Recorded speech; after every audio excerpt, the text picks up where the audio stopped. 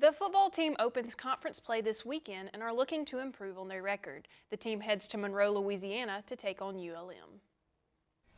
The football team heads to Monroe, Louisiana this weekend to open conference play. Troy has had a difficult time playing ULM in their own stadium over the years. Monroe's been a tough place for us to win. I think we won in 2006 though, which is was the first of the 4 or 5 straight championship runs, you know, and but I tell you what, it would be some great medicine for this football team to be able to win on the road like that. Return players know that ULM has a tough defense that the Trojans must prepare for. They have a really good defense. They mix it up a lot and make it hard for the quarterbacks, you know. They have a lot of good zones that they put on us. That's the main thing that's hurt us a lot. So we just got to be in our film a lot this week and prepare for a good game because they're coming ready just like we are. The players are looking at the upcoming game as a clean slate, and they are gunning for the victory to boost their morale. It's a clean slate, and we got to look at it as if, you know, everybody's 0-0. Like Coach says, they're comparing apples to apples now.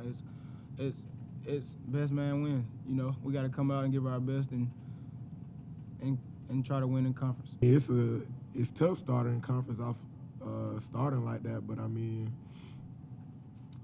they're probably one of the best teams in our conference. But you know, how great will it be to get a win against Monroe? You know, what kind of momentum would that be for us? You know, with a team like that, our first conference game, you know, coming back off this 0-4. You know, we hungry and we want it. So, how great would it be next Sunday?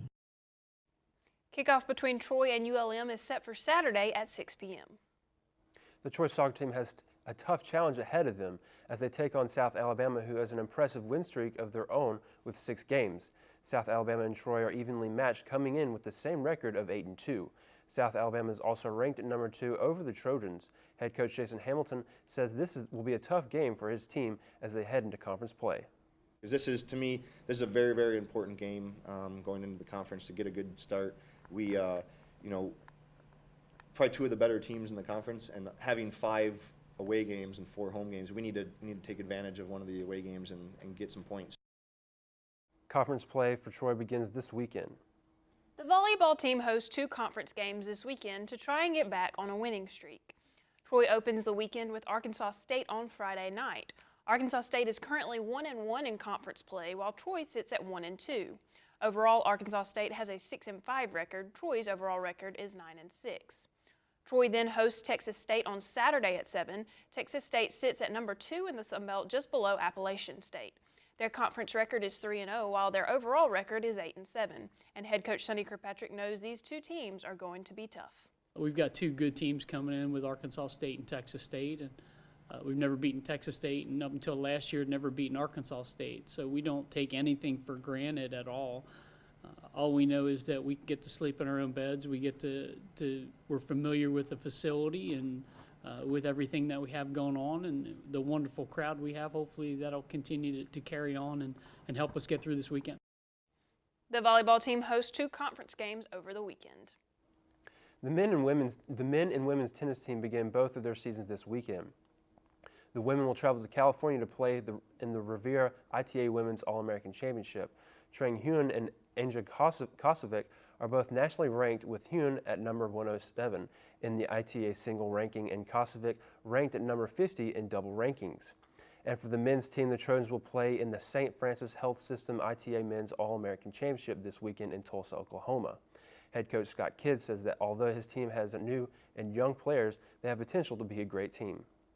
It is basically a new team. With those exception of those 3 guys, we have 5 new guys here. And going to be adding 3 more, so it's a young team. So, but like I said, a lot of the guys are coming in with experience, coming off from the ITF circuit, playing world tournaments and stuff. So I think that they can contribute a lot to the program. The women will be traveling to Pacific Palisades, California, while the men will head to Tulsa, Oklahoma. The men's golf team is preparing for their next tournament after having 2 weeks off for practice. The men's team heads to Columbus, Ohio to compete in the Jack Nicklaus Invitational over the weekend. The men's team finished their last tournament in 4th place. Head coach Matt Terry said this tournament will help his team later in the season. It'll be the first time for most of these guys that they've been on bent fairways and bent greens. I know the course is extremely tough. They just had the web.com there a week ago, so I know the course is going to be in great shape. They've hosted nationals there before, but you know, we've got one that grew up playing on bent, Luke Moser, and hopefully he can show the boys around a little bit on Saturday during the practice round. The men's team will compete in Ohio over the weekend. And the women's golf team prepares for their next tournament this weekend as well.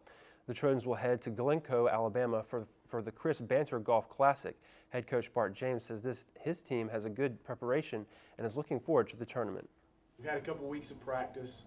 They've been a couple of good weeks of practice, and so going to Jacksonville State, I'm looking for us to just improve on some of the areas where we struggled and build on some of the good things that we had going on when we were in Texas. The girls were really close to playing some really good golf, and I just look, you know, with a couple more weeks of practice, I think the expectations are pretty high going in. The women will compete in Glencoe, Alabama over the weekend. And every week we'll be taking a look at our former Trojan football players and how they are doing. Jacob Harrison gives us a look at this week's Trojan in the pros. Thanks, guys. DeMarcus Ware is still in a bit of a slump after failing to register a sack in his second straight game. The Denver Broncos traveled to Seattle to take on the defending Super Bowl champion Seahawks in a Super Bowl rematch that played much better than the original. The Seahawks did manage to keep the same outcome, however, winning 26-20 in overtime.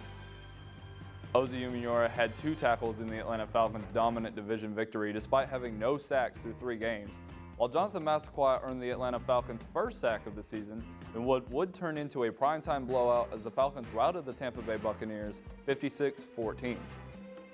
Leotis McKelvin is still playing hard for the Buffalo Bills, racking up 4 tackles from his cornerback position. However, Buffalo would lose to the San Diego Chargers 22-10. Albert Mack did fail to post any stats in a 30-17 loss to the New York Giants. However, he did see special teams actions for the Houston Texans. Darrell Jernigan was placed on injured reserve Tuesday with a mid-foot sprain. Jernigan will miss the rest of the New York Giants' 2014 season. He finished his season with 6 catches for 40 yards on 9 targets. And Brendan Trawick also failed to post any stats in a 23-21 win over the Cleveland Browns. He did see special teams action for the Baltimore Ravens. DeJuan Harris is still having a hard time getting in the Green Bay Packers offensive huddle. Harris did run the ball 3 times for 9 yards and had 2 kick returns for 51 yards in a disappointing 17-9 loss to the Detroit Lions. Mario Addison is filling in well for a Pro Bowl defensive end, Greg Hardy. Addison has racked up yet another sack, bringing his total to 3.5 in just 2 games. However, Addison's pass rushing ability couldn't stop Le'Veon Bell and the Pittsburgh Steelers' run game. Steelers beat the Carolina Panthers 36-17 in Sunday Night Football action. And speaking of the Steelers, nose tackle Steve McLennan showed no signs of slowing down despite leaving last week's game with a shoulder injury. McLennan had 2 tackles, 1 being a sack on quarterback Cam Newton. Again, the Steelers won 36-17. And that was a look at the Trojans in the pros. Thank you for joining me. Now, back to you.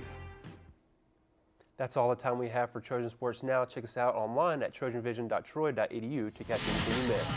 For Clay Yeager, I'm Amy Austin. Thanks for watching, and as always, Go Trojans!